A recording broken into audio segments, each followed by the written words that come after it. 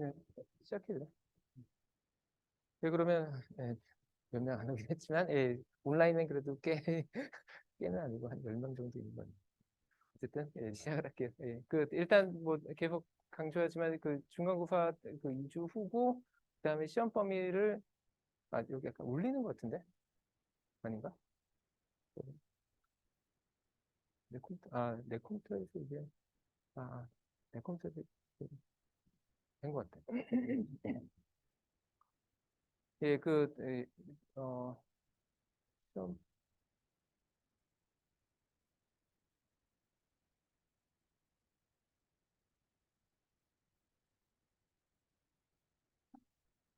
시험 범위 약간 변경해가지고 그 다다음 주 그 수업 바로 시험 바로 직전 수업까지 다 그 시험 범위를 할 예정이고요. 그다음에 그날 TA 세션 있고 그리고 이거 그 기초교원 이 강의 컨설팅용 설문 아직 안 한 학생들은 꼭 해주기 바랍니다.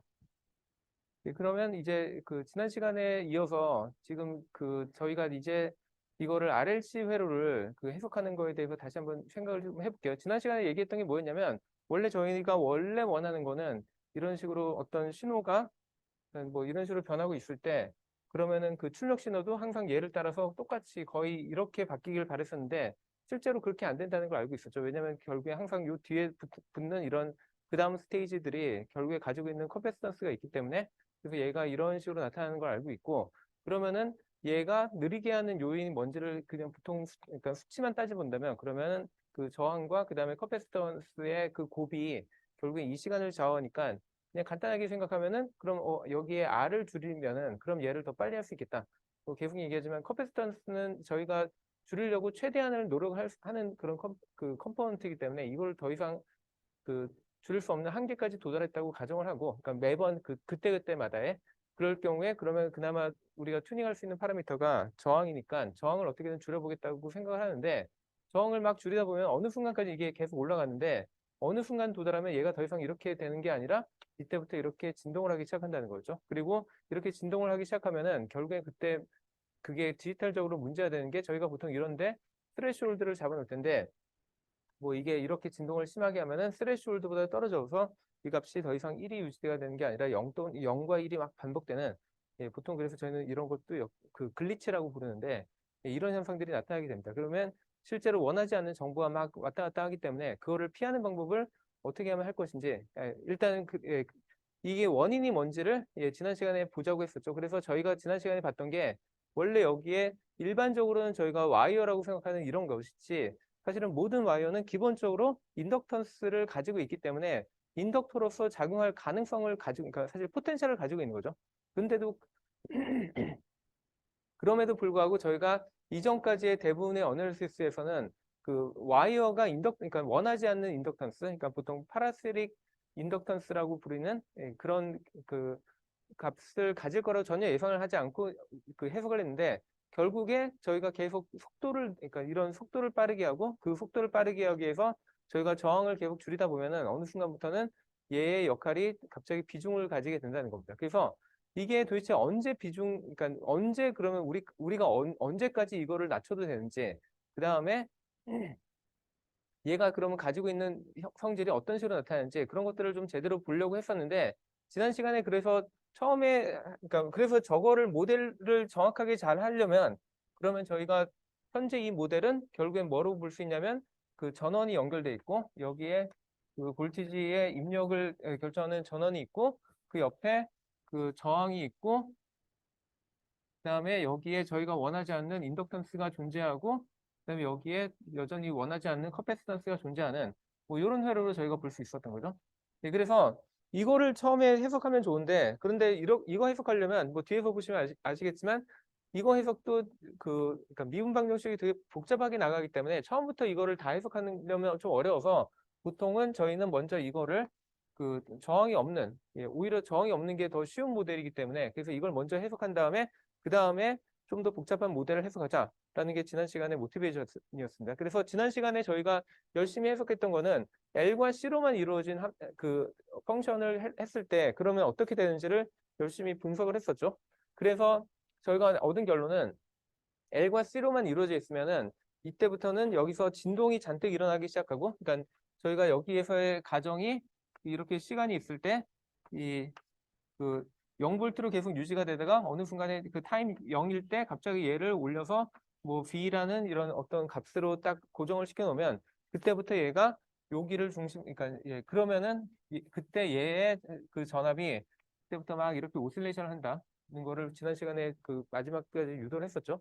그래서 이거는 저희가 아는데, 그런데 저희가 원하는 거는 앞에서 봤던 이런 현상은 얘만이 그냥 진동하는 게 아니잖아요. 그래서 실제로 이게 진동이 줄어드는데 현재 이 회로 가지고는 절대로 저런 진동이 줄어들 이유가 없는 게, 보통 진동이 줄어든다고 하면은 누군가가 에너지를 소모를 해야 되는데 L과 C로만 이루어진 회로들은 기본적으로 에너지를 소모하지 않거든요. 그래서 이걸로는 절대로 이런 줄어든 형상이 아니라 할 거고, 그러면 제대로 실제로 저희가 일반적으로 관측하는 이런 현상을 보려면 다시 여기다 저항까지 다 넣어서 제대로 한번 해석을 해봐야 된다는 거죠. 그래서 오늘은 해석할 회로는 이렇게 R과 L과 C가 다 있는 보통 RLC 회로라는 그런 회로를 분석할 예정입니다.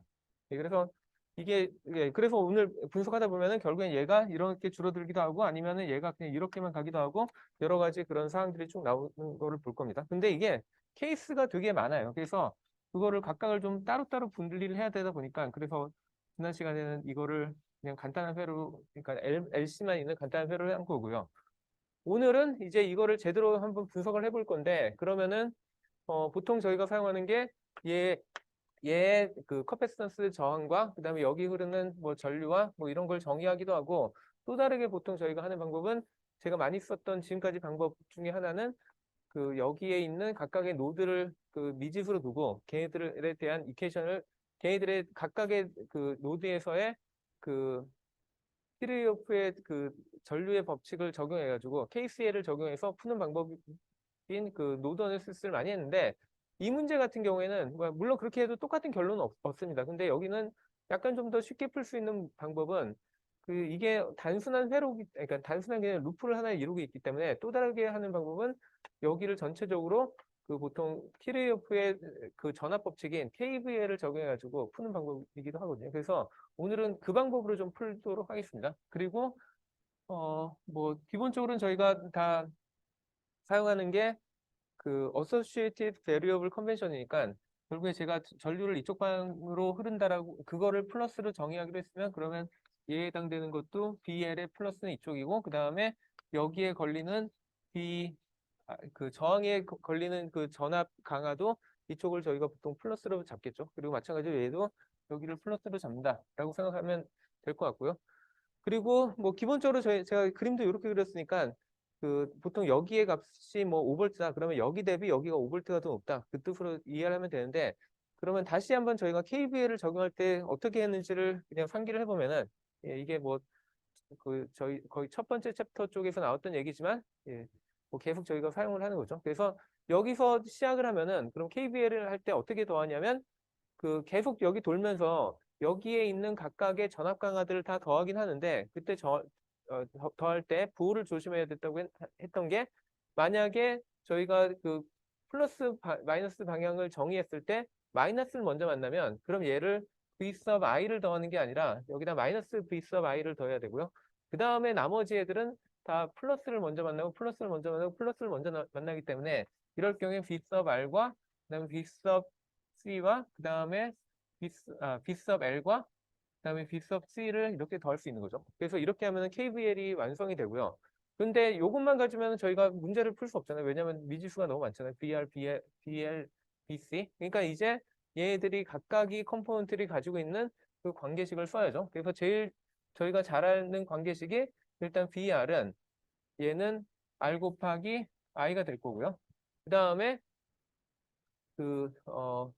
BL에 관련된 관계식은 저희가 뭘 알고 있냐면, 이게 인덕터에 관련된 변수니까, 그래서 인덕터의 전압이기 때문에, 인덕터의 전압은 결국엔 뭐에 의해서 결정되냐면 여기를 통과하는 전압에 의해서 전류의 시간에 대한 미분에 의해서 결정된다는 걸 알죠. 그래서 이걸로 다 대체를 한다면, 그러면은 얘가 I라는 미지수와 그 다음에 V sub C로 이루어진 그런 식으로 되는데, 그럼 그 다음에 얘도 사실은 I와의 관계식을 찾을 수는 있죠. 그래서 걔네와의 관계식을 뭐 아는 거를 생각해 보면, 여기 같은 경우에 여기에 흐르는 전류는 계속 많이 나왔던 형태로 이렇게 나오는 거죠. 그래서 뭐 한 가지 방법은 얘를 적분을 한다면 그거를 여기다 넣는 방법도 있지만 사실 그러면 저희가 풀어야 되는 게 적분 방정식이 돼버리잖아요. 그래서 그 미분 방정식보다도 적분 방정식이 더욱 골치 아프기 때문에 그렇게 하진 않을 거고, 그럼 거꾸로 저희가 이제 선택할 수 있는 옵션은 뭐냐면 이거가 이런 형태로 나타났으니까 저희가 미지수를 그냥 v sub c로 잡고 그 다음에 나머지 여기 나타났던 모든 i들을 요관계식을 이용해서 그냥 대체를 하는 거죠. 그래서 보통은 이 문제를 풀 때는 보통은 그런 식으로 많이 더 풀고요. 그래서 다시 한번 대체를 해보면은 그러면은 요식은 마이너스 v sub c에다가 플러스 r 하고 그 다음에 여기에서 나온 i를 대체하니까 dt dvc가 되고요. 그 다음에 저희가 앞으로는 이거를 계속 미지수로 쓸 거기 때문에 더 이상 c를 쓰지 않고 그냥 간단하게 v d라고만 하겠어요. 뭐 일단 저기선 계속 했네. 네, 그러면 대로 하고 그 다음에 여기다가 또 넣어야 되니까 여기다가 i를 한번 넣으면은 i가 이미 미분된 형태인데 여기다 또 한번 미분을 해야 되는 거죠. 그래서 여기다 넣으면은 LC 되고 그 시간에 대한 2차 미분의 형태가 되고 이렇게 될 거고요. 그다음에 마지막은 그냥 V sub C로 그대로 가도 되는 거죠. 그래서 이게 저희가 얻을 그 방정식이고요. 그래서 얘를 이제 좀 더 그 많이 사용하는 형태로 약간만 변형을 해보면은 보통 저희가 미지수에 해당하는 텀들은 다 오른쪽에 놔두고 그 다음에 그 알고 있는 그 소스 미지수에 해당되는 텀이 제가 이거 좀 빗섭 i 그러니까 이거는 저희가 아는 텀이고 그다음에 요거 나머지는 모르는 텀이니까 얘네들을 뭐 보통은 그 오른쪽 항으로 넘기죠. 그래서 이렇게 하고 그다음에 얘를 이제 풀면 되는데 일단 보통 저희가 이 RLC 서킷 할 때 뭐 RLC 서킷뿐만 아니라 일반적으로 저희가 그 미분 방정식 풀 때 보통은 제일 고창에 앞에 붙어 있는 저 상수를 그냥 1로 만드는 경우가 많기 때문에 그래서 전체 양변을 LC 곱으로 나눠주면은 그러면은 제일 높은 차수인 2차 앞에 붙은 개수는 그냥 1이 될 거고요. 2차 미분이었는데 이렇게 되고 그 다음에 나머지 LC로 요거를 나누면은 얘는 L분의 R 그 다음에 DV L분의 R에 dv sub c over dt가 나올 거고요. 그 다음에 마지막으로 여기가 1분의 LC분의 v sub c가 나오고 그 다음에 우변이 LC분의 v sub i 형태로 나오죠. 그래서 저희가 그 앞으로 풀 방정식은 이 형태로 계속 풀 예정입니다. 그 다음에 그러면 저희가 그 미분 방정식을 푸는 거는 첫 번째로 호모지니어스 솔루션, 그 다음에 두 번째로 파티큘러 솔루션, 그 다음에 걔네 합, 마지막에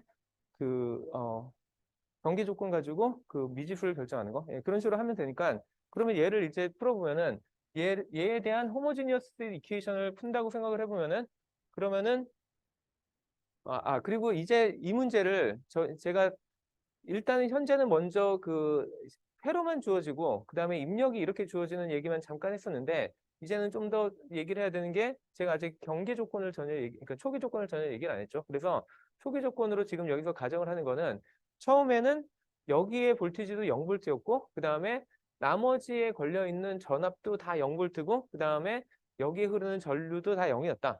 라고 그냥 정말 아무것도 일어나지 않는 그런 그러니까 그런 그 조용한 상태로 생각을 하다가 그러다가 갑자기 얘가 그 전압을 이렇게 확 바꾸는 이 상태를 가정을 하도록 하겠습니다. 그래서 여기에 걸리는 실제 DC 전압의 값이 V sub i라는 그 캐피탈 V sub i로 써진 이 값이라고 가정을 하고요. 그 다음에 아까 얘기했듯이 여기에 모든 값들이 다 0이었, 그러니까 그 시간이 0일 땐 다 0이었다.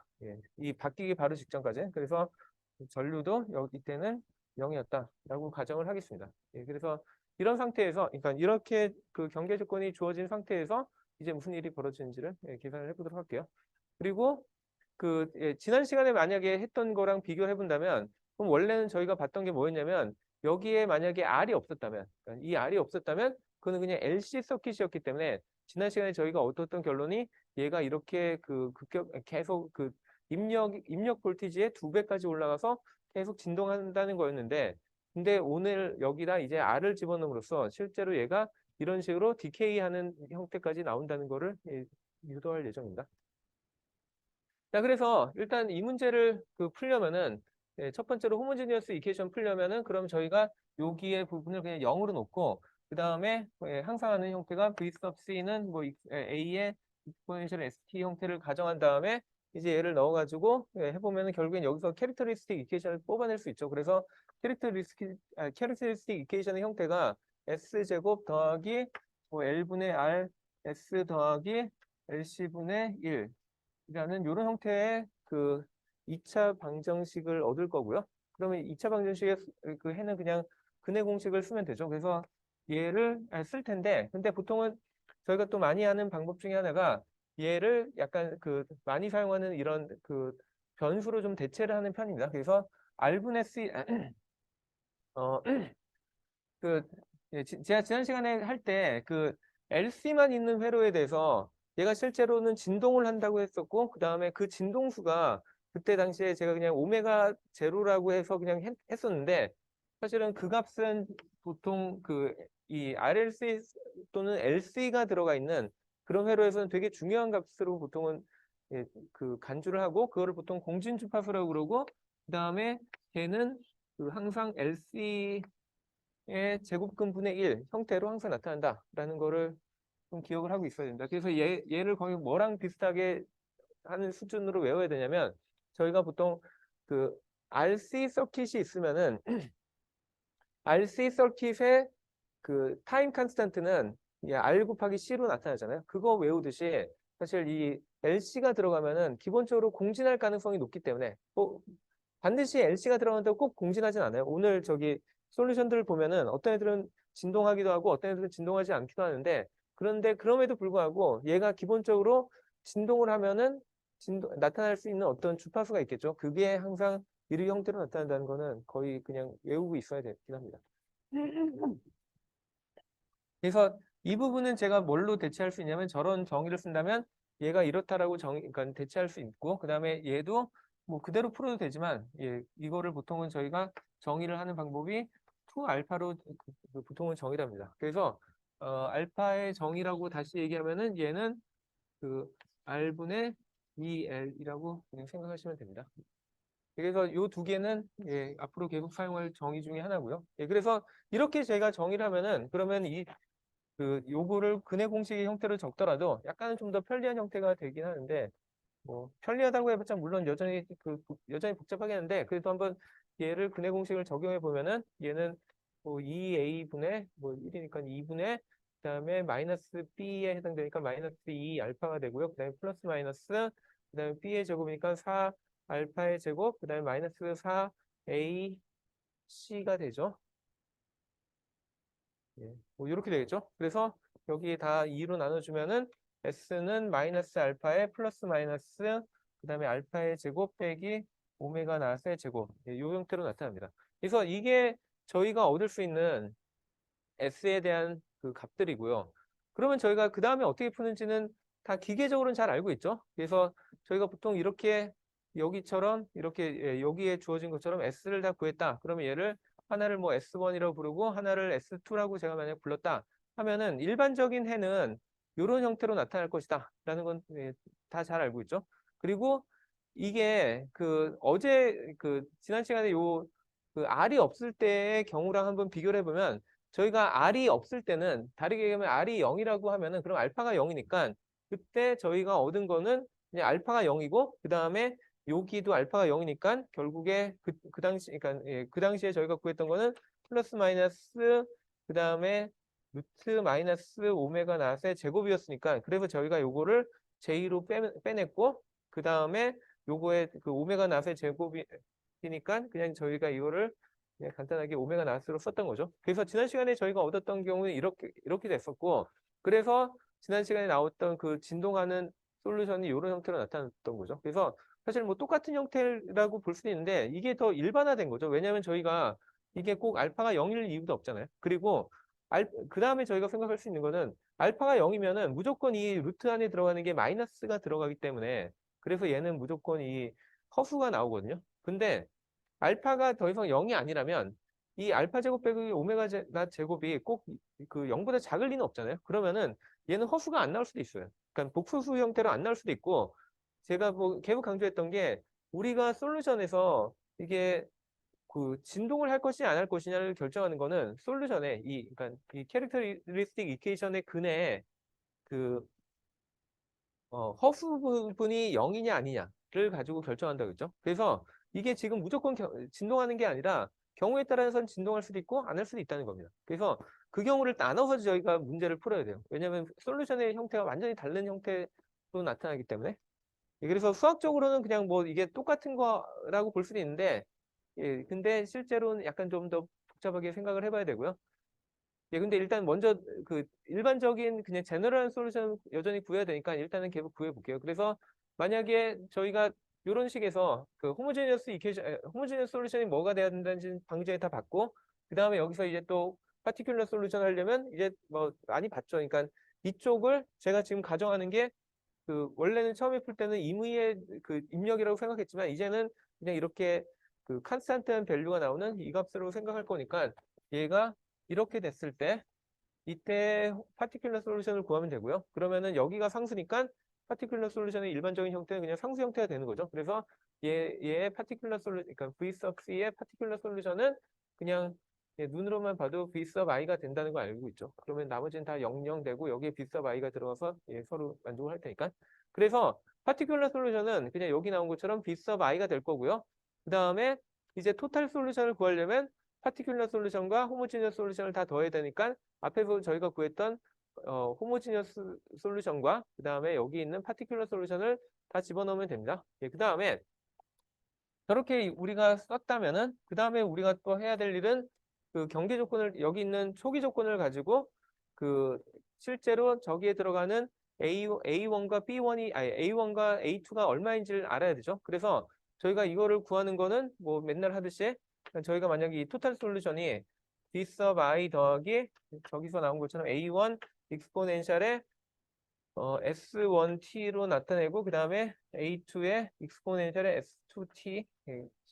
S1과 S2는 저 앞에서 저희가 구했던 그러니까 이 각각의 근들을 제가 플러스인 애를 S1이라고 정의하고 여기 마이너스가 있었던 애를 그냥 S2라고 정의한 것 뿐입니다. 그래서 쟤네들을 그대로 쓰면은 이 형태가 되니까 이제 여기다가 첫 번째 경계 조건을 넣으면은 그러면은 시간이 0일 때는 B sub I 더하기 A1 더하기 A2가 되죠. 예, 그 다음에 그 두 번째 이 경제 조건, 요거를 적용을 하려면 저희가 다시 그 커런트에 대한 식으로 얘를 바꿔줘야 되죠. 그래서 얘를 이제 시간에 대해서 미분을 해주면은 그럼 C 곱하기 어, 얘에 대해서 시간에 대한 미분을 하면 이거는 상수니까 그냥 날아가고 그다음에 A1에 그다음에 요 S1이 밑으로 내려와서 익스포넨셜 S1T가 될 거고 그다음에 요 뒤에 있는 애도 A2에 S2가 이제 내려와서 익스포넨셜의 S2T 형태로 나올 겁니다.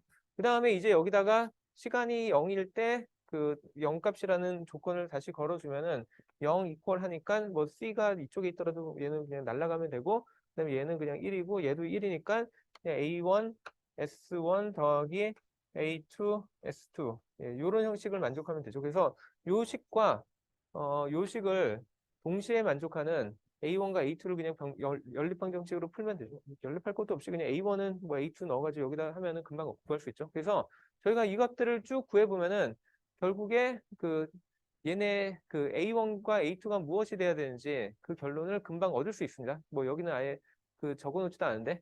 근데 저거 뭐 열심히 구했다고 가정을 하면은 저희가 뭐 어떤 복잡한 수식을 얻을 거거든요.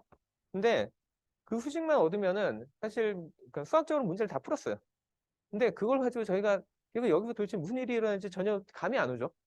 그래서 이거를 보통은 여기까지만 해석을 하지 않고 실제로 그 각각의 솔루션들이 어떤 형태가 나타나는지를 이제 좀 보려고 합니다. 그래서 그 아까 얘기했듯이 수학적으로 이미 다 그 문제는 끝났지만 얘네들의 의미 그 어떤 형태로 나타나는지를 한번 보자는 겁니다. 그래서 다시 보면은 저희가 일반적인 그 여기서 뭐 A1, A2를 잔뜩 잘 구했다고 생각할 때 어떤 값들이 나왔겠죠? 근데 그 일반적인 수식의 형태가 이렇게 된다고 하지만 아까도 계속 강조했듯이 사실 여기에 나타나는 이 S1 또는 S2가 그러니까 얘가 가지고 있는 원래 그 형태가 어떻게 됐냐면 마이너스 알파에 플러스 마이너스 뭐 알파의 제곱 빼기 오메가 나트의 제곱 이런 형태로 나타났었잖아요.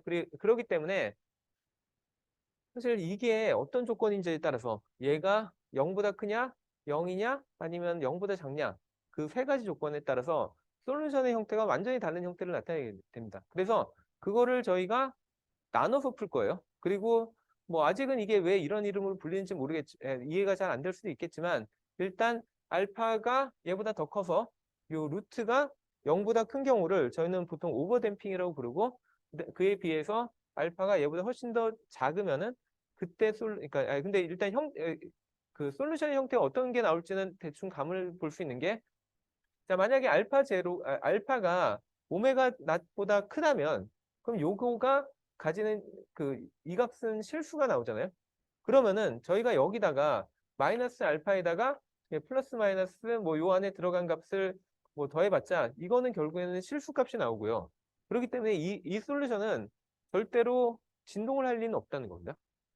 그리고 거기에 약간 더해서 생각을 해보면 그러니까 알파가 오메가 제로보다 크다면은 그러면은 그러니까 그 값에다 루트를 씌워가지고 마이너스 알파에다 더하거나 뺀다고 했을 때 만약에 그러니까 이 값이 그러니까 제가 요거를 그러니까 여기는 저렇게 정의하지 않았지만 일단은 그냥 하면은 요 루트를 씌운 값 그러니까 얘가 클 때 루트를 씌운 어떤 실수 값이 있을 때 마이너스 알파랑 걔에 대해서 또 마이너스라는 거는 무조건 0보다 작겠죠. 그래서 그건 확실한데 마이너스 알파에다가 걔를 더한 값은 그러면 이 전체 값이 마이너스가 될 것이냐 플러스가 될 것이냐를 생각해 봐야 되는데 이 경우도 그 값은 여전히 마이너스가 된다고 얘기할 수 있는 게 왜냐하면 알파의 절대값을 비교해 보면 이게 알파의 절대값의 제곱에서 뭔가를 또 뺀 거잖아요. 그렇기 때문에 얘를 루트를 씌우면은 여기의 절대값은 요 알파보다는 작겠죠. 그래서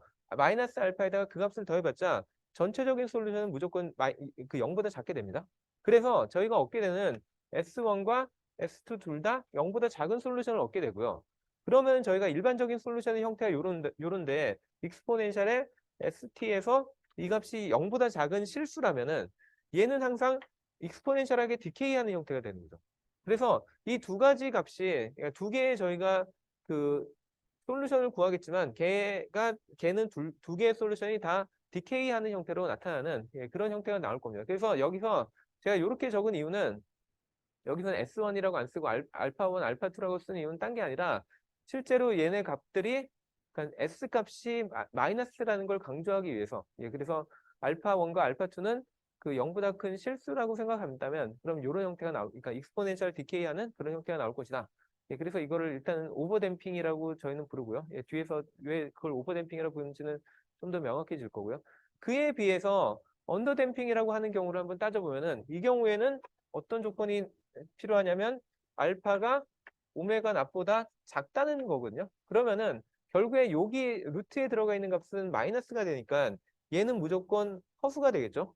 그래서 얘 같은 경우에는 그러니까 그래서 아예 저 경우에는 저희가 정의까지 뭐를 했냐면 얘를 오메가 낫 제로 빼기 알파 그러니까 다르게 하면은 이럴 경우에는 저희는 얘를 마이너스 알파에 플러스 마이너스 j2의 스퀘어 루트 오메가 낫 제로 제곱 빼기 알파의 제곱 이런 형태가 나타날 수 있죠. 그러면은 이제 요 안에 있는 애는 플러스니까 실수가 될 걸 알고 있고 그래서 저는 얘를 그 오메가 뭐 오메가 섭 D라는 댐핑은 아니긴 한데 오메가 섭 D라는 이런 그 별도의 파라미터로 정의를 해서 앞으로 또 활용할 예정입니다. 그래서 오메가 D는 여기서 그냥 정의를 한 게 스퀘어 루트의 오메가 낫 제로 빼기 알파 제곱으로 가정을 하겠습니다.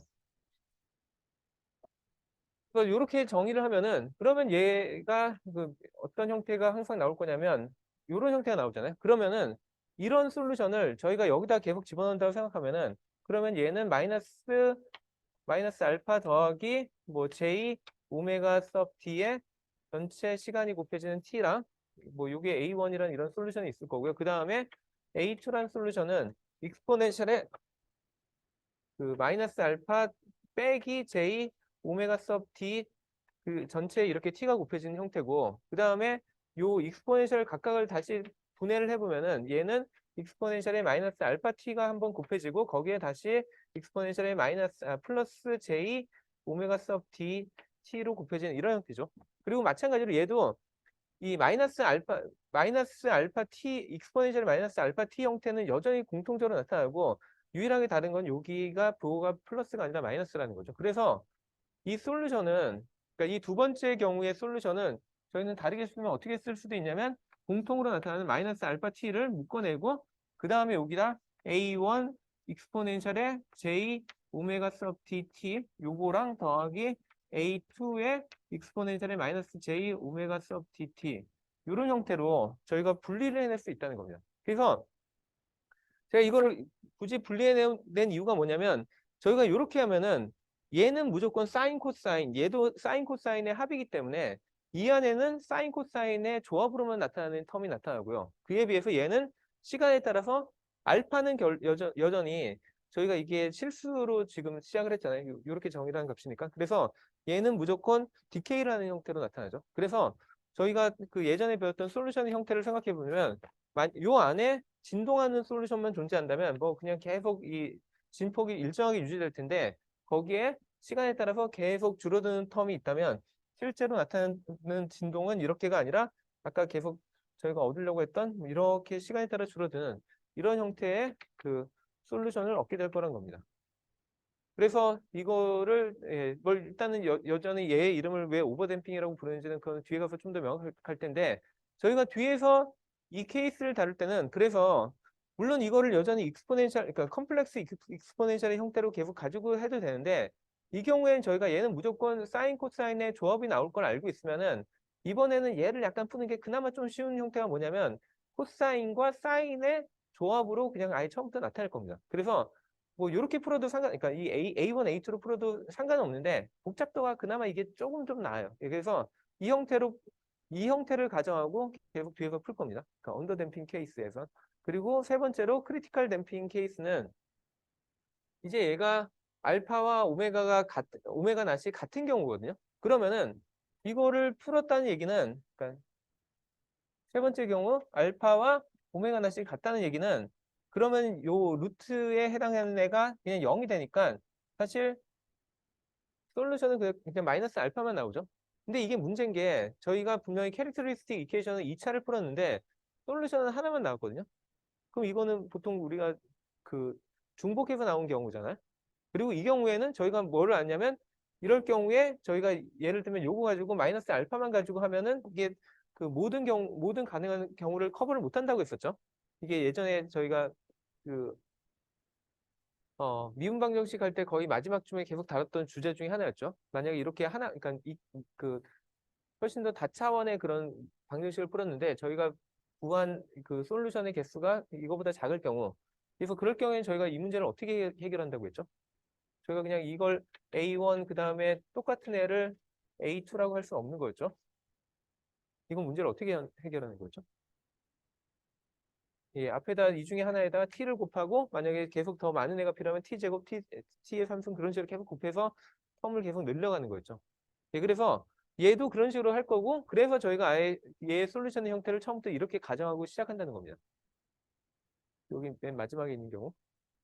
예, 그러면 전체적으로 말이 되는 거죠. 그래서 이제 이런 솔루션의 형태는 이렇게 얻을 텐데 그러면 실제로 이거를 한번 직접 다 풀어서 한번 어떤 경우가 있는지를 보도록 하겠습니다. 그래서 제일 먼저 볼 경우에는 일단 언더댐핑 케이스라고 하는 저 아까 제일 처음에 진동의 형태가 나타나는 예, 그 솔루션을 먼저 한번 좀 보도록 할게요. 예, 제가 아까 얘기했던 두 번째 경우에 해당되는데 어, 아까 얘기했듯이 저희가 결국 솔루션의 형태가 뭐 b sub i 더하기 익스포넨셜 마이너스 알파 t가 나오고 그 다음에 요거에 해당되는 어떤 식이 나올 텐데 요 식을 익스포넨셜 형태로 쓰는 게 아니라 얘를 다르게 얘기하면 얘도 코사인 오메가 섭 d와 그 다음에 사인 오메가 섭 d의 요런 조합으로 만들어져 있고 얘 역시도 요런 애인데 서로 뭐 부호만 중간에 다르고 막 그러다 보니까 그래서 아예 얘가 일반적으로 나올 경우를 제가 그냥 가정했을 때 요거를 K1, 얘를 K2라고 그냥 이렇게 먼저 가정을 하고 문제를 푼다는 겁니다. 그래서 이 상태로 저희가 따져보면은 그러니까 저희가 풀 일반적인 그러니까 솔루션의 형태는 요거라는 걸 먼저 가정을 해놓고요. 그러니까 요거가 나올 텐데 근데 이제 저희가 그 활용할 수 있는 게 아까 얘기했듯이 그 이 경계 조건을 가지고 하면은 그러면 K1과 K2를 결정할 수 있겠죠. 그래서 첫 번째 경계 조건을 생각해 보면은 이게 T라고 했을 때 그럴 때 저희가 그 시간 T를 0을 넣으면은 그럼 이쪽이 0이 돼야 그러니까 그 전압값은 0이 돼야 되니까 0이 돼야 되니까 0은 그러면은 V sub i는 그대로 나올 거고요. 그다음에 여기다가 제가 시간 T를 0을 넣으면은 그럼 이게 코사인은 1이니까 그냥 얘는 K1이 되고 그다음에 어 여기 시간에다 0을 넣으면은 그러면 사인은 0이니까 K2는 아예 안 나타나죠. 그래서 저희가 첫 번째 경계 조건, 요걸로 저희가 얻을 수 있는 결과는 이겁니다. 그러니까 오히려 되게 단순한 형태가 나왔죠. 왜냐면 K1은 마이너스 B sub i면 충분하니까. 그래서 얘는 B sub i면 된다라는 걸 금방 알 수 있고요. 아, 근데 제가 여기다 적을 안 했네요. 익스포넨셜 아까 형태를 안 했네요. 그래서 다르게 얘기하면은 얘가 익스포넨셜의 마이너스 알파 t에 원래는 K1 요런 형태로 나온 거였죠. 근데 얘를 약간 풀어 쓰는 게 좀 더 나을 것 같은 게 이거 왔다 갔다 해서 좀 그런데 B sub t는 얘는 B sub i에 그다음에 익스포넨셜의 K1의 익스포넨셜의 마이너스 알파 t 그다음에 코사인 오메가 sub t 그다음에 더하기 K2의 익스포넨셜의 마이너스 알파 t 그다음에 사인 오메가 sub dt. 이런 형태를 했었고 이 형태로 아까 똑같은 문제를 풀어봐도 어차피 익스포넨셜 그러니까 t가 0일 때는 얘도 1이고 얘도 1이니까 그거는 뭐 아까 제가 풀었던 거랑 똑같은 이 결과를 얻게 돼서 그래서 K1은 마이너스 V sub i가 돼야 된다라는 걸 알 수 있습니다. 그래서 K1은 결정했고 이제 K2를 여전히 결정을 해야 되죠. 그래서 이걸 결정하려면 이제 이 두 번째 그 전류에 대한 조건을 할 거고요. 그럼 전류에 대한 조건이 이거니까 얘는 안타깝게도 복잡하지만 실제로 그 미분을 좀 해줘야 되고요. 근데 저희가 마지막에 그 경계 조건에서 이쪽이 0이 될 걸 알기 때문에 뭐 C가 그렇게 중요하지 않아서 일단 얘는 그냥 C를 생략하고 그냥 뭐 이렇게 할게요. 비례한다는 정도. 하고 그러면 얘를 이제 시간에 대해서 미분을 해봐야 되는데 첫 번째 항이가 그냥 날아가는데 두 번째 항부터는 사실 좀 복잡하죠. 왜냐면 얘를 이제 시간에 대해서 미분을 하려면 마이너스 B sub i가 곱해지는 거에다 얘는 두 개의 함수의 곱이기 때문에 하나 먼저 미분하고 그 다음에 얘 따로 미분해야 되죠. 그래서 얘를 첫 번째 걸 미분해 보면 마이너스 알파에 익스포넨셜의 마이너스 알파 t가 나오고 그 다음에 이 그대로 쭉 나온 다음에 이제 요 뒤에 거를 한 번 더 미분해야 되죠. 그러다 보니까 이제는 익스포넨셜의 마이너스 알파 t에다가 얘 미분하면은 코사인 미분하면 마이너스가 나오고 그 다음에 오메가 sub t가 앞으로 튀어나올 거니까 얘는 코사인 미분한 사인 오메가 sub t 이런 형태로 나오죠.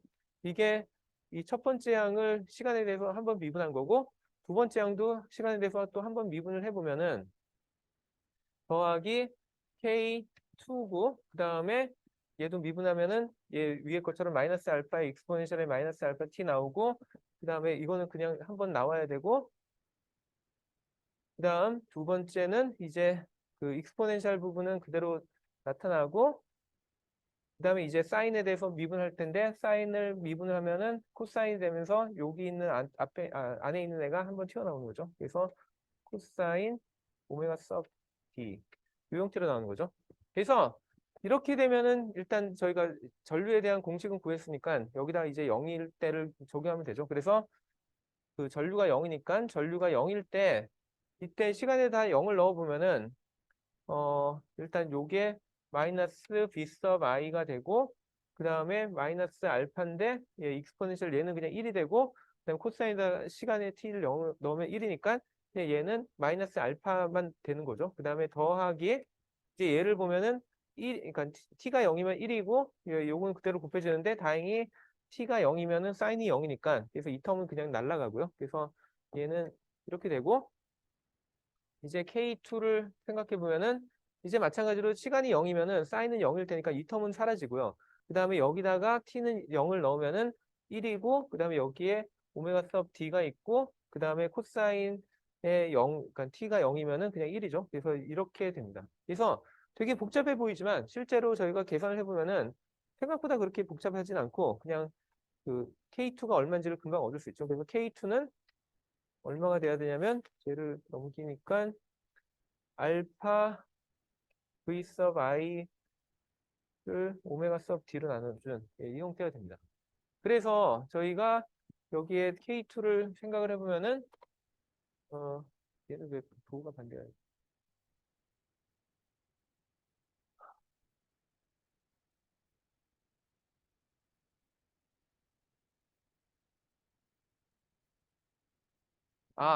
제가 여기도 마이너스 여기도 마이너스였으니까 곱해져 진짜 플러스가 돼서 그래서 얘를 넘기면은 마이너스 형태가 나오죠.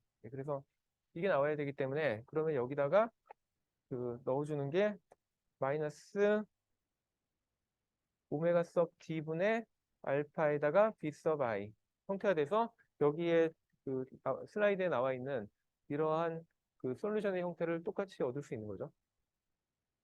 그래서 이런 솔루션을 우리가 일단은 얻을 수 있고요. 그 다음에 얘를 약간 좀 더 그래도 그 좀 보기 좋게 바꿀 수 있는 형태는 그 밑에 나와 있는 형태인데 저게 어떻게 되는지 한번 생각을 해보면요. 일단은 b sub i가 있고 그 다음에 얘네가 둘 다 익스포넨셜 마이너스 알파 t를 가지고 있으니까 쟤들을 다 묶어낼 거고 그 다음에 공통으로 b sub i도 가지고 있으니까 그리고 마이너스가 있으니까 얘를 전체적으로 b sub i의 익스포넨셜의 마이너스 알파 t로 묶고 그 다음에 그 안에다가 그리고 여기에다가 그 뭐 왜 그렇게 하는지를 뭐 그러니까 뭐 처음에는 왜 이렇게 하면 도움이 될지 모를지도 모르지만 일단은 저희가 이거를 그 분모에 있는 오메가 섭 d까지 같이 묶어낼게요. 그러면은 얘는 그게 없으니까 오히려 오메가 섭 d의 코사인 오메가 섭 d 이 형태가 나오고 그 다음에 더하기 이제는 요거랑 요거는 다 앞에서 빼내갔으니까 여기에 그냥 알파만 나오는 거죠. 그래서 알파의 사인 오메가 섭 dt 이런 형태가 나오게 되고요. 그리고 이거를 물론 여기서 그냥 멈춰도 아주 큰 문제는 없긴 한데 그래도 얘가 어떤 형태의 그 얘의 진폭이 얼마가 되는지 뭐 그런 거를 사실 파악을 하려면 얘를 좀 더 간략하게 해주면 좋거든요. 그래서 저희가 이거를 간략하게 하는 방법이 뭐냐면 뭐 뭐 고등학교 때 많이 배웠던 방법 중에 하나가 예를 들면 어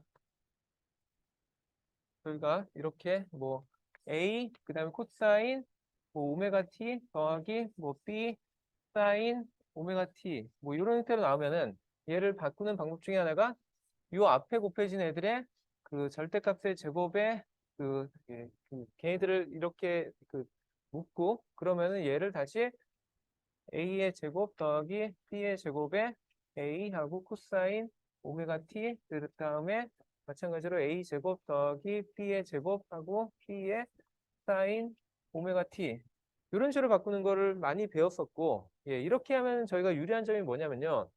결국에 여기가 나타내는 이 기하학적인 의미가 저희가 이거가 변이 a고 그다음에 이게 변이 b일 때 그럴 때 여기에 그 빗변의 길이가 이렇게 나타나니까 저희가 요거를 다르게 해석할 수 있는 방법이 제가 여기를 예를 들면 세타라는 어떤 각도라고 정의를 하면은 그러니까 결국에 이렇게 생긴 삼각형에 얘는 코사인에 해당되는 거였죠. 그래서 코사인 세타라고 저희가 나타낼 수 있고요. 그에 비해서 얘는 이렇게 생긴 삼각형의 사인 세타에 해당된다고 할 수 있으니까 그러면 저희는 뭐를 얻을 수 있냐면 코사인 곱하기 코사인과 더하기 사인 곱하기 사인의 형태를 얻을 수 있거든요. 그럼 저희가 이렇게 되면은 얘를 그 그러니까 코사인의 그 합의 공식으로 바꿀 수가 있는 거죠. 그래서 이럴 경우에 저희가 아는 게 뭐냐면 얘는 형태가 오메가 섭 t, 오메가 t 빼기 세타 형태로 얘를 나타낼 수 있다라는 게 그 코사인 덧셈 공식이죠. 그러니까 그리고 이거 관련해서도 이거 관계식 같은 걸 잘 모를 경우에 뭐 그러니까 관련돼서 예전에도 저희가 숙제도 많이 냈었고 그리고 실제로 이런 것들도 시험에 모르는 학생들이 좀 있을 것 같아가지고 그래서 그걸 꼭 그 기억을 하라는 차원에서 그리고 꼭 예, 한번 해보라는 차원에서 일부러 그 시험 문제 내고 했으니까 그 예, 시험 그러니까 이거 잘 모르면은 그냥 넘어가지 말고 다들 이거 어떻게 푸는지에 대해서 좀 연습을 해야 됩니다. 그리고 오히려 증명하는 방법들 예, 뭐 그런 것도 그때 보면은 뭐 테일러 시리즈 같은 걸로 활용해가지고 다 증명할 수 있거든요. 이런 것들. 그러니까 그런 방법들을 좀 명확하게 좀 알고 있기를 바랍니다. 예, 그래서 뭐 그와 똑같은 방법을 여기다 그대로 적용하면 되는 거죠. 그러니까 얘 같은 경우에 오메가 D, 알파 이렇게 돼 있으니까 결국에 저희가 요거를 제 형태로 다시 바꾸면은 얘는 그러니까 이쪽에 있는 애들은 오메가 섭 D의 제곱 더하기 알파의 제곱이 나올 거고 그 다음에 요거에 대해서 코사인 예, 아까 요거처럼 그러니까 만약에 우리가 여기서 한 것처럼 이거를 요 삼각형을 제가 여기를 오메가 섭 D 그 다음에 얘를 예, 알파라고 정의하면 그럼 얘가 그 오메가 섭 D의 제곱 더하기 알파의 제곱 요런 때는 나올 거고 그러면 요거 세타를 저희가 얻을 수 있으니까 그러면은 이 형태도 얘도 오메가 섭 D의 T의 마이너스 알파의 마이너스 세타의 형태로 나올 거고요. 그 다음에 저희가 여기서 또 볼 만한 게 뭐가 있냐면 오메가 섭 D의 제곱의 정의가 사실 요거였거든요. 그래서 이 정의를 다시 여기다 넣어서 여기다 다시 알파 제곱까지 더하면은 결국에 얘는 오메가 제로의 제곱이 그냥 루트에 들어가 있는 형태라서 이 값도 저희가 이게 그냥 오메가 제로로 바뀐다는 걸 알 수 있습니다. 그래서 그러니까 그 괄호 안에 들어있는 값은 오메가 제로 곱하기 코사인의 그다음에 이런 형태가 되고요. 그 다음에 마지막으로 이 세타를 저희가 그러면은 어떻게 그러니까 다르게 나타낼 수 있느냐 했을 때 그 제가 아까 요런 직각삼각형에서의 세타가 가지는 위치가 요거니까 다르게 얘기하면은 탄젠트 세타를 저희가 생각할 수 있잖아요. 그럼 탄젠트 세타는 그 오메가 섭 D분의 알파가 될 거고요. 그래서 다르게 얘기하면 요 세타를 저희가 얘기할 때는 그 아크탄젠트에 여기에 요 값이 들어가 있는 오메가 섭 D에 알파가 들어가 있는 이런 형태로 저희가 쓸 수 있으니까 요거를 여기다 집어넣으면은 여기 저희가 전체적으로 가지고 있는 최종 솔루션의 탄젠트의 그러니까 아크탄젠트의 오메가 섭 D분의 알파가 여기서 나온 거고요. 그다음에 뭐 마이너스 뭐 요거 그대로 갖고 그다음에 여기 보면은 왜 요 분자에 오메가 제로가 나왔냐? 예, 요거 때문에 나온 거죠. 그리고 나머지는 다 여기 적혀 있는 그대로입니다. 이런 형태가 됩니다. 그래서 뭐 솔루션이 그 수학적으로 푸는 게 복잡하긴 한데 뭐 이런 식으로 그냥 하나씩 다 쫓아가면은 그럼 다 풀 수 있는 그런 문제고요.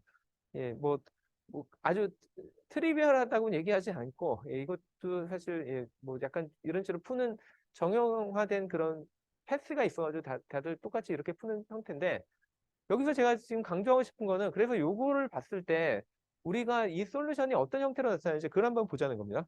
그래서 실제로 저희가 플랫을 하려면 어떤 값들을 좀 가정을 해야 되기 때문에 예를 들면 제가 여기에 1V를 딱 가했다라고 가정을 할게요. 그래서 그 제가 입력으로 여기서 그 전까지는 다 0이다가 갑자기 1V를 딱 가해서 DC로 계속 유지를 하고 있는데 그럴 경우에 알파가 0.1이고 예, 그다음에 제가 그냥 가정은 오메가 낫은 1 와디안? 예, 뭐 저 단위는 뭐 잘 뭐 모른다 하더라도 어쨌든 그 1이라는 값에 해당되고 그에 비해서 알파가 0.1밖에 안 되는. 그러니까 아까 여기 보면은 알파가 오메가 낫보다 되게 작은 예, 뭐 그런 가정을 만족을 잘하죠. 그래서 이럴 경우에 이 솔루션에 넣어가지고 실제 플랫을 하면 어떤 형태가 나오는지 한번 볼 수 있겠죠. 그래서 실제로 이렇게 플랫을 해보면은 다음과 같은 커브를 쭉 만들어내고요.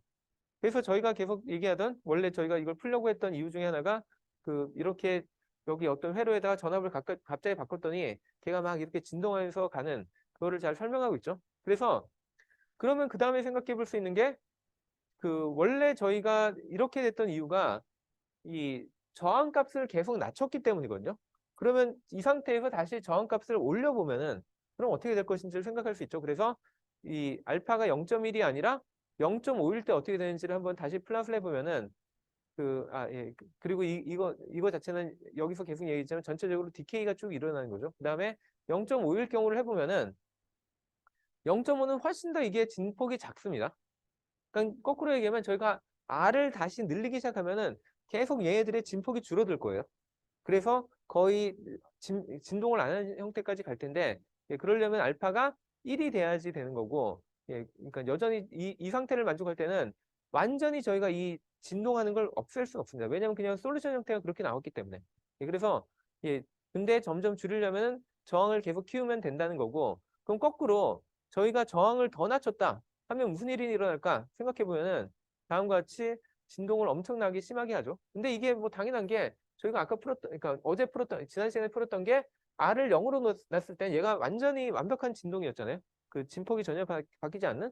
그래서 그거에 꽤 다시 가까워진 거죠. 그러니까 알파가 아주 작다는 얘기는 저항을 거의 무시하고 있다는 얘기니까 그때 솔루션하고 거의 일치하는 거로 볼 수 있습니다. 그래서 언더댐핑 케이스는 보통 이렇게 얘기를 하고요. 왜 그럼 이런 걸 뭐 언더댐핑이라고 부르냐? 그거는 바로 뒤에서 한번 보면 될 것 같습니다. 그러니까 댐핑을 보통 얘기할 때 뭐 이게 뭐 좋은 적절한 비율지는 모르겠는데 뭐 이런 만화를 봤는지는 모르겠지만 예, 제가 어릴 때는 뭐 이런 뭐 그런 예, 만화가 있었는데 여기서 나오는 이런 자동차의 형태를 보면은 이 자동차를 보면 되게 불편한 걸 느껴지거든요. 뭐냐면은 만약에 제가 정말 저런 자동차를 타고 있다면 그 엄청나게 그 울퉁불퉁한 길을 지날 때마다 그냥 엄청나게 아프겠죠. 예, 그래서 그거를 그러면 일반적인 차에서는 어떻게 극복하는지를 생각해 보면은 일반적인 차에서는 그래서 저거를 막기 위해서 보통은 여기다 스프링을 답니다.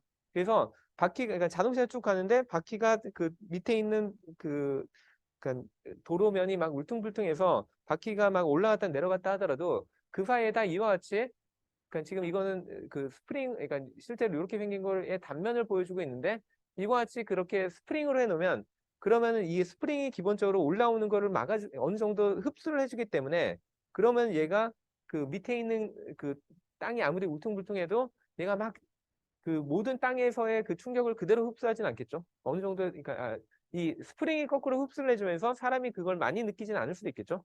근데 만약에 저희가 아주 단순하게 바퀴랑 그 다음에 스프링만 있는 시스템을 한번 상상을 해보면은 이게 되게 문제라고 볼 수 있는 게 제가 여기다가 그 바퀴, 그러니까 울퉁불퉁한 그런 길을 한번 지나면은 그때 얘가 스프링이 잠깐 이렇게 압축이 됐다가 그럼 그 스프링이 그 다음에 다시 커져서 이게 계속 진동을 하고 있어야 되거든요.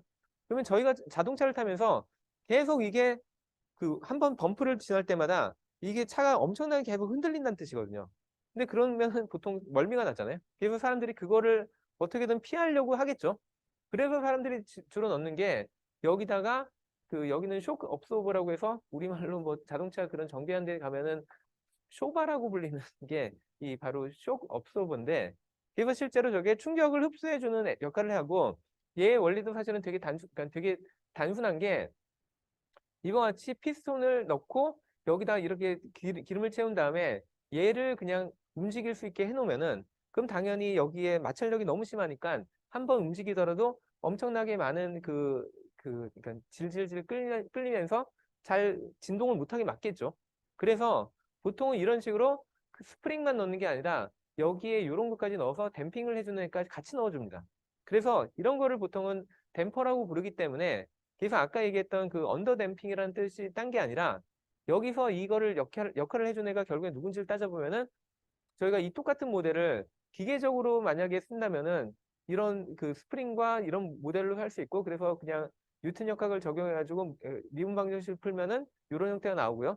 근데 여기서 결국엔 댐핑을 역할을 해주는 애가 누구냐면 여기 B라고 돼 있는 예, 보통은 이걸 그 드랙 컨스탄트인가 뭐 그렇게 부르는데 그러니까 마찰력을 얼만큼 해주는지를 나타내는 컨스탄트가 있고 이게 결국에는 여기 2차 미분 방정식의 두 번째 그러니까 1차 항의 앞에 붙는 애거든요. 근데 그 역할을 해주는 애가 다시 저희가 이 회로로 돌아가서 보면은 정확하게 그 저항이 그 역할을 해주고 있는 거죠.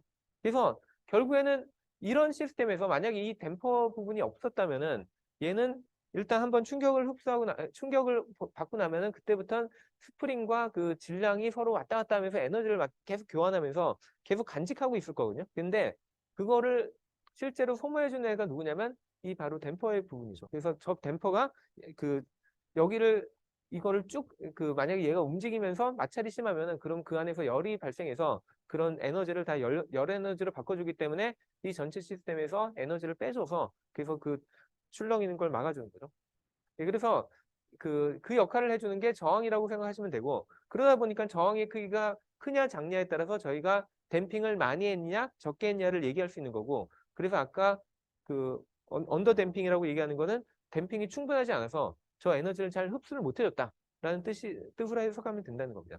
그리고 실제로 이런 상황을 저희가 그 실제 그 자동차에서는 많이 경험을 하는 게 뭐 예를 들면은 어,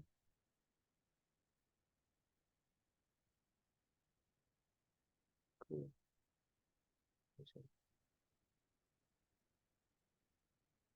여기를 보면은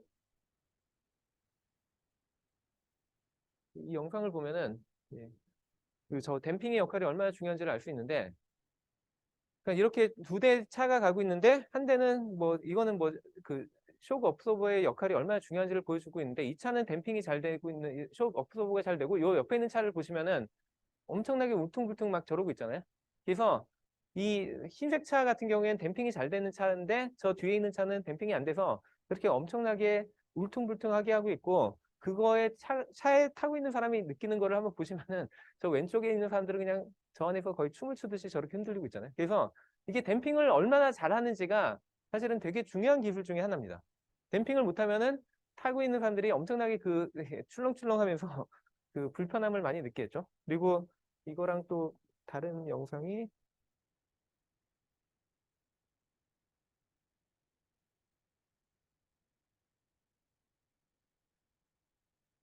예, 이거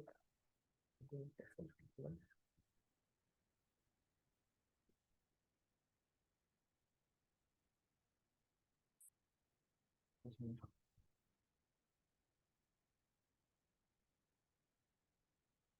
어디 갔지?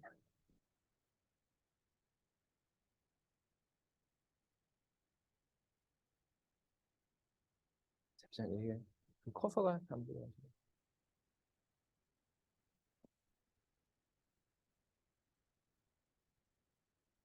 예, 이 경우도 자동차에서 그 댐핑을 실제로 어떤 식으로 나타나는지를 지금 보여주고 있는데 여기 보시면 이렇게 그 바퀴와 이 차체 사이가 결국에는 스프링으로 연결되어 있기 때문에 차체는 거의 흔들리지 않고 이걸 옆에 잘 보시면은 그 바퀴는 많이 이렇게 쭉 올라가지만 그럼에도 불구하고 그 차체가 거의 안 흔들리고 있잖아요. 이게 가능한 이유를 생각해 보면은 저게 그 댐핑을 제대로 맞췄기 때문입니다.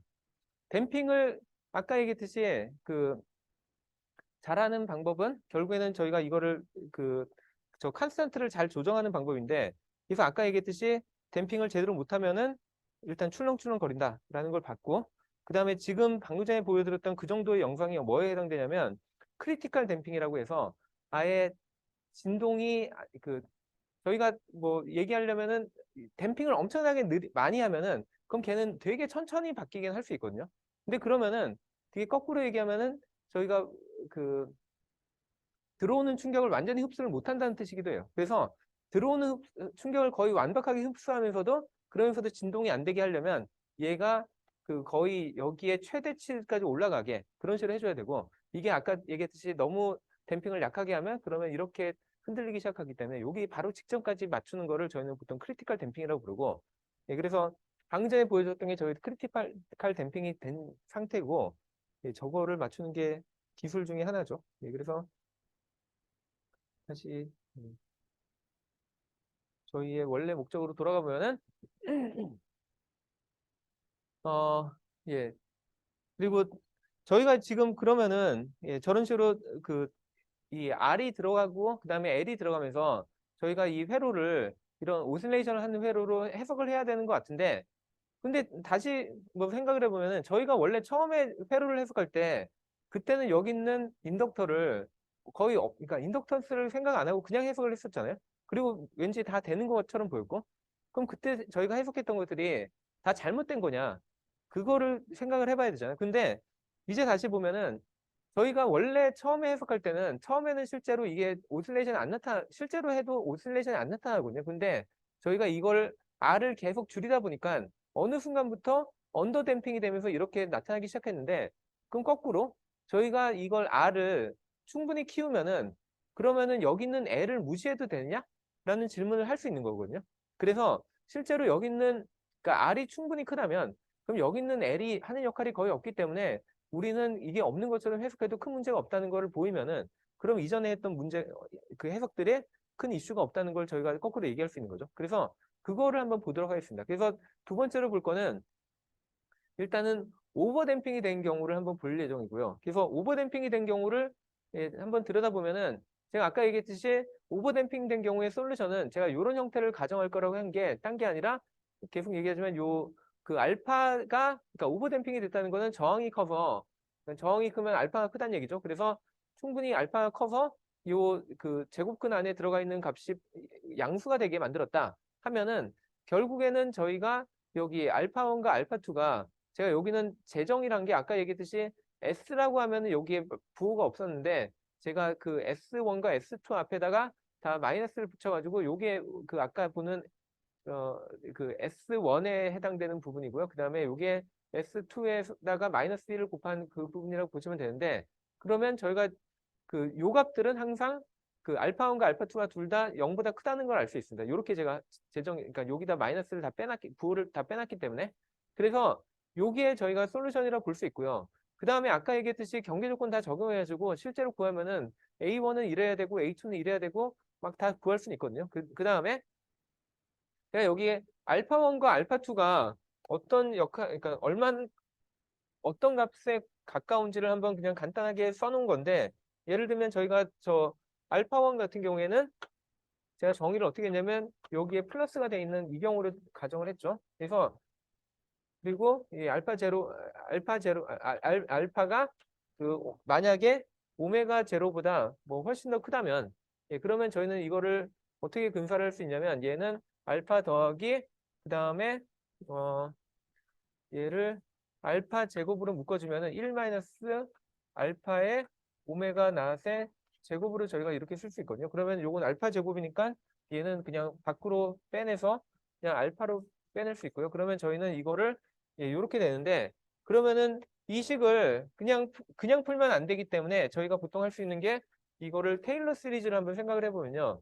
그러면 저희가 일반적으로 그 얘기하는 게 그 x 빼기 1 빼기 x의 루트는 테일러 시리즈를 해보면은 그러면은 1에 마이너스 2분의 1에 x에다가 그 다음에 다른 항들 쭉 나오거든요. 근데 x가 1에 비해서 엄청 작다라고 가정하기 때문에 나머지 텀들은 그냥 거의 무시하는 편이라서 그래서 얘는 1 마이너스 2분의 x라고 쓸 수 있습니다. 그러면 얘도 저희가 근사를 시키면은 그러니까 그 루트에 있는 애를 근사를 시키면은 1 마이너스 2분의 알파분의 오메가 낫의 제곱의 형태로 이렇게 쓸 수 있는 거죠. 그래서 요 값을 저희가 적용을 해보면은 그러면은 이 알파 1 같은 경우에는 어, 그러면 얘는 알파에다가 더하기 그 다음에 여기에다 알파를 저희가 곱하는 거니까 알파 빼기 그 다음에 2분의 알파 제곱이 밑에 있으니까 얘는 캔슬 되죠. 알파에 그 다음에 오메가 스퀘어 t의 제곱 이런 형태가 되겠죠. 그래서 얘는 써보면은 그러면 얘는 그 2 알파가 되고요. 그에 비해서 그리고 사실 여기쯤 되면은 저희가 뭐라고 다르게 할 수도 있냐면 이게 알파 더하기 그러니까 여기도 알파 여기도 알파니까 이걸 같이 묶었다고 하면은 그럼 얘는 뭐냐면 1 더하기 그 다음에 1 빼기 뭐 이렇게 되거든요. 근데 그러면 그 1 더하기 1이니까 2가 나올 거고 근데 2에 비해서 저희는 이 값이 아까 1보다 훨씬 더 작다라고 가정을 했잖아요. 그래서 얘는 사실 거의 생략이 되기 때문에 이 경우에는 근사적으로 저희가 그 2알파라고 쓸 수 있습니다. 그래서 여기다가 제가 2알파라고 쓰는 이유가 그러니까 얘가 2알파가 된다고 근사를 시킨 이유가 지금 방금 전에 얘기한 거고 그다음에 이 여기 있는 이 관계식에 의해서 얘는 다르게 얘기하면은 L분의 R이라고도 쓸 수 있는 거죠. 그래서 알파 1의 경우에는 이렇게 나오고요. 그다음에 알파 2는 얘랑 똑같은데 여기에 부호가 마이너스가 붙은 거죠. 그래서 얘는 좀 주의를 해야 되는 게 얘가 이거 빼기 이거잖아요. 그래서 알파랑 알파가 빠지기 때문에 사실 저희가 되게 크다고 생각했던 애들이 사라지거든요. 그래서 그 경우에 여기 남아있는 나머지 작은 애를 사실 중요하게 생각을 해서 그래서 이렇게 써줘야 되겠죠. 그래서 그렇게 나온 게 여기 그러니까 두 번째의 값이라고 보면 되고 그리고 여기다가 저희가 원래 가지고 있던 오메가 낫의 정의인 뭐 LC분의 1 LC의 제곱근분의 1 그걸 넣어가지고 저기다 대입을 그러니까 그리고 알파의 정의에다 대입을 해보면 얘는 결국엔 뭐랑 똑같게 나오냐면 RC분의 1이 나옵니다. 자, 근데 여기에 이제 RC라는 값이 나왔는데 저희가 그 원래 이 인덕터가 없을 때는 항상 RC 회로를 보면은 그러면 거기에 그 타임 컨스턴트가 RC가 나온다는 걸 알고 있는데 이번에는 RLC인데도 불구하고 저희가 이 근사를 해보니까 이런 RC라는 이런 경우가 나오는 경우도 있거든요. 물론 아닌 경우도 하나씩 나오죠. 그래서 이 경우를 한번 저희가 생각을 해봐야 될 텐데 어, 결국에는 여기 나오는 솔루션은 결국 얘는 그 익스포넨셜하게 디케이, 제가 앞에서 했던 그 솔루션을 여기다가 다시 가져온 것뿐이고 그러면은 얘는 결국에는 항상 익스포넨셜 디케이하는 그런 그러니까 그 커브가 나오는데 정확하게 얘기하면 익스포넨셜 디케이하는 텀이 두 개가 있거든요. 그리고 얘네가 디케이하는 속도가 서로 달라요. 알파 1과 알파 2로의 속도가 있는데 어떤 애는 되게 빨리 디케이를 하고 어떤 애는 되게 느리게 디케이를 합니다. 그래서 누가 빨리 디케이하고 누가 느리게 디케이하는지 잠깐 살펴보면은 저희가 어, 여기서 처음에 가정했던 게 저희가 알파가 그 오메가 낫보다 훨씬 더 크다고 가정을 했잖아요. 그렇기 때문에 사실은 이 값이 알파 1이 되게 빨리 디케이하는 값에 해당되고 그 다음에 알파 2가 얘가 되게 천천히 디케이하는 텀에 해당되거든요. 그래서 저희가 원하는 거는 근데 또 저희가 아는 게 뭐냐면 이 솔루션은 제가 요 둘 중에 하나만 선택하는 게 아니라 얘와 얘의 합으로 나타나거든요. 그래서 만약에 어떤 신호가 되게 빨리 이렇게 디케이를 하기 원한다면 다르게 얘기하면 여기서 이걸 빨리 가게 원한다면은 그러면 당연히 그 빨리 디케이 그러니까 뭐 여기 제가 알파 1이 빨리 디케이 한다고 했으니까 이거를 제가 다시 써보면은 뭐 A1이 곱해지고 그 다음에 마이너스 알파 1 T로 디케이 하는 텀이 있고 그 다음에 A2가 있고 마이너스 알파 2로 디케이 하는 텀이 있을 때 알파 1이 훨씬 더 빨리 디케이를 한다면 그리고 알파 2가 훨씬 더 느리게 디케이를 한다면 그럼 만약 솔루션에 얘가 대부분을 차지하고 얘가 한 뭐 10 정도 되고 얘가 한 0.1 정도 된다. 그러면 얘는 솔루션은 거의 금방 디케이 하는 것처럼 보일 거잖아요. 얘는 거의 신경을 안 써도 되는 애니까. 그리고 저희는 그걸 원하는데 실제로 저희가 그래서 알파 A1과 A2가 어떤 식으로 나타나는지를 보면은 얘는 완전 뒤집혔어요. 그러니까 A1과 A2는 요 분모가 같으니까 결국엔 누구에 비례하냐면 알파 2랑 알파 1에 비례하거든요. 그래서 빨리 디케이하는 애는 알파 1이니까 저희는 A1이 A2보다 훨씬 더 크길 바라는데 여기는 서로 반대가 됐죠. 그래서 저희가 빨리 디케이하는 애는 보통 이 진폭이 되게 작고 느리게 디케이하는 애는 무조건 진폭이 커요. 그래서 결국엔 누가 그러니까 이 오버댐핑 케이스에서는 누가 결국에는 이 전체적인 속도를 좌우하냐면 느리게 디케이하는 애가 속도를 좌우합니다. 그리고 그 느리게 디케이하는 애가 가진 타임 컨스탄트가 얼마냐면 RC예요. 그래서 저희가 이게 2차의 식인데도 불구하고 결과는 거의 1차 식이랑 거의 비슷한 결과를 얻습니다. 그래서 그거를 제가 여기다 플랫을 한번 해봤는데 잘 보시면은 제가 아까 얘기했던 대로 그러니까 예를 들면 그냥 제가 알파가 2라고 가정하고 그러니까 오버댐핑 케이스를 만족하기 위해서 알파를 그냥 2배 정도 더 키웠다고 보시면 됩니다. 그래서 이럴 경우에 실제로 알파 1과 알파 2를 실제 숫자를 넣어서 계산해 보면 알파 1은 3.7인데 알파 2는 0.2 거의 10배 이상 뭐 20배까지도 차이가 난다고 얘기할 수 있죠. 그래서 알파 1이 훨씬 더 빨리 디케이 하는데 안타깝게도 알파 1의 앞에 붙는 개수는 뭐 0.07, 0.1도 안 되고 A2에 붙는 애는 얘는 뭐 1 이상이 되는 거죠. 그러니까 실제 저희가 이런 스텝 인풋을 넣었을 때 이 알파1의 시간 컨스탄트를 그러니까 알파1에 해당하는 애랑 알파2를 해당하는 애를 하나씩 그려보면은 알파1에 해당하는 애는 되게 빨리 디케이해요. 여기 보시면은 되게 빨리 일단 디케이한 건 보이는데 근데 얘가 가진 진폭이 되게 작아요. 근데 그에 비해서 알파2는 이렇게 되게 천천히 디케이 하는데 진폭은 엄청 커요. 그러니까 얘들을 다 합친 이 솔루션을 그려보면은 이 V1은 그냥 이 고정된 1V니까 그리고 얘들 다 합치면은 이렇게 나타나고 아까 얘기했듯이 얘의 그냥 전반적인 형태는 이 알파2가 결정했지 알파1은 거의 영향을 못 준 거예요. 그래서 요 끝에는 자세히 보시면은 약간의 차이가 있는 것처럼 약간 원래 이거 아이디어라는 것보다 약간 올라간 거 뭐 그런 게 보일 수 있는데 어쨌든 이거는 거의 세 발의 피부밖에 안 되기 때문에 얘는 영향을 안 주고 그래서 아까도 계속 얘기했듯이 저희가 일반적으로 저항이 크면은 그럼 얘의 존재를 무시하고 저희가 그냥 RC 회로로 해석해도 큰 문제가 없다는 걸 여기서 볼 수 있다는 거. 어차피 솔루션이 거의 비슷하기 때문에. 그래서 지금까지 저희가 했던 게 큰 문제가 없이 잘 됐다라고 얘기할 수 있는 거고요. 이제 마지막으로 그럼 저희가 그럼 도대체 얘를 어디까지 늘릴 수 있느냐를 고민하는 게 결국엔 크리티컬 댐핑이죠. 아까 얘기했듯이 알파와 오메가의 크기가 뒤바뀌면은 그때부터는 진동을 할 테니까. 근데 아까 보여줬던 영상처럼 저희는 최대한 얘가 진동을 안 하면서도 그래서 빨리 그 모든 충격을 흡수할 수 있는 그런 형태를 원하거든요. 그래서 최대한 그 저항을 저희가 키울 수 있는 경우가 어디까지인지를 보면은 이런 경우라고 볼 수 있고요.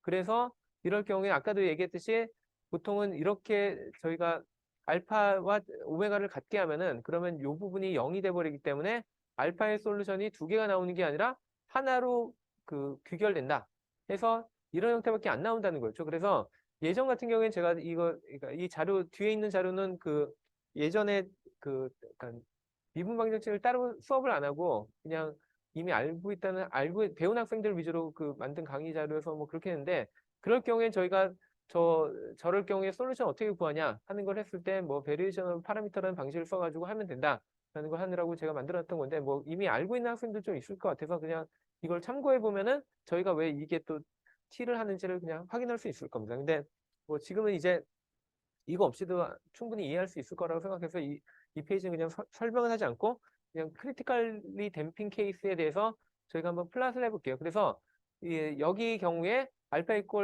그 오메가 낫이라고 가정하고 앞에서 했던 것과 거의 유사한 값들을 다 쓰고 있죠. V1은 1V고 그 다음에 오메가 낫이 1이라고 생각하고 그 다음에 알파는 1이라고 해야 되는데 여기 이게 안 보이네. 알파 이퀄 얘랑 같다라고 하는 거죠. 그래서 얘들은 다 1이라고 가정을 하면은 그러면 그때 만족하는 솔루션은 무조건 이게 나올 수밖에 없거든요. 이거는 그냥 경계 조건 가지고 저희가 얻는 값들이기 때문에 그래서 이거를 그대로 적용해서 한번 풀어보면은 그럼 아까와 같이 똑같은 이런 스텝 인풋이 들어왔을 때 얘 같은 경우에도 사실 솔루션이 두 개가 합쳐진 거죠. 이렇게 저희가 전형적으로 얘기하는 이 익스포넨셜 디케이랑 그 다음에 여기에 t가 곱해지는 이런 솔루션. 그래서 첫 번째 솔루션은 저희가 일반적으로 이해하는 이런 익스포넨셜 형태가 나왔고요.